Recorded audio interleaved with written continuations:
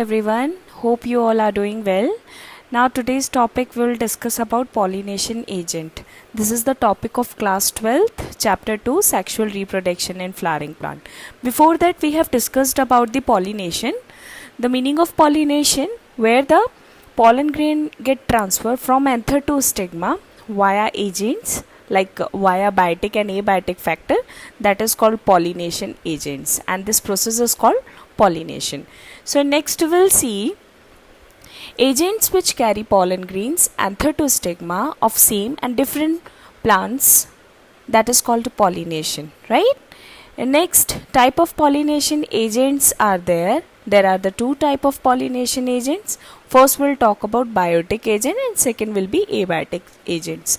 As per the name, biotic agent will be living organism and they can be insects, birds, mammal, etc. And when we talk about abiotic agents, they will be non-living objects such like wind, water, etc. Okay.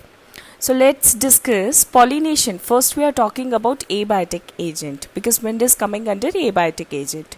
Pollination by wind. Pollen grains are carried by wind, right? Pollen grain is a male gamete and it is carried by a wind from anther to stigma. Anther is a male part and stigma is a female part. Now here children, the simple concept you have to put under this, like by wind if something get carried, then what kind of structure will found in that type of body. So they might light pollen grain, like those who are male gametes which are light in nature, they can be carried by the wind. They are non-sticky, it means they not get stuck, right? So easily they can carried by the wind. Well exposed stamen. Now you have to remember here, you should know the meaning of the stamen, where the anther and filament, the two object is there, anther and filament. So well exposed, the proper stamen should be there.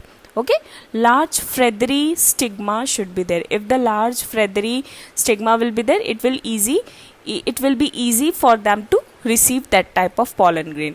Here example is there, like maize will be the example of that, or you might have idea in general way also. We are getting the calotropis type of seed where the seed is carrying the feather. In our daily life we used to see, you might have example, you might have seen. Well, next we'll talk about pollination by water. It means how water is helping in pollination. So meaning of pollination, transfer of pollen grain from anther to stigma. So here water is acting as a medium. Only water is acting as a medium. Here you have to remember, because water is the most important source for the insect to complete their lifespan, right? So in this case, like female flower reaches the water where male gamete already released. It means male gametes are already there, and by stalk if female gametes will reach to the water, so they will mate it. So in this way the pollination occur. Well, pollination by biotic agent. Now we'll talk about how living organisms are helping in transferring of pollen grain. Okay, so there are the most common biotic pollination agent, that is bees. Okay, so two type of pollination agents are coming under biotic. One is animal pollinated and another is insects pollinated. So first we'll talk about one of the important relationship between yucca plant and moth. Moth is a kind of butterfly. So we'll talk about, we can say this is the relationship of insect, we can say this is the pollination which occurred by the insects. Yes, it is occurred by the insects. So let's see. Here you can see the diagram of the yucca plant. This is yucca plant. Okay, and here we'll see the moth structure is there. So how moth is helping to pollinate pollen grain of the yucca plant. So let's see. First of all, why moth is taking interest in this? Because they are having mutual benefit. Like yucca plant and moth, they both are considered with the benefits. We will talk about their benefits further. Moth help in pollination of flower. Okay, moth deposit eggs in the locule of the ovary of the flower. We'll talk in the proper step, like how it takes place. Yucca plant can be pollinated by a yucca moth, and yucca moth can only lay eggs in a yucca plant. So children, here you have to remember some points are there, some important steps are there in that. Like here one moth is there, fine, and yucca plant is there. So moth and yucca plants. Okay, so this moth is coming on yucca plant. Now yucca plant is there where the moth can lay their eggs. Like moth is having benefit where they can lay their eggs, like in the plants, in the flower, in the ovary, and the ovary cavity is called what? Locule. There the moth is laying egg. Okay, so on yucca plant only, moth is meeting and mating. The first step is meeting and mating. Okay, so when they will meet and mate, they will lay their eggs in the ovary, and in this way they will collect the pollen grain and they will go to the another yucca plant. Like this they are helping in pollination.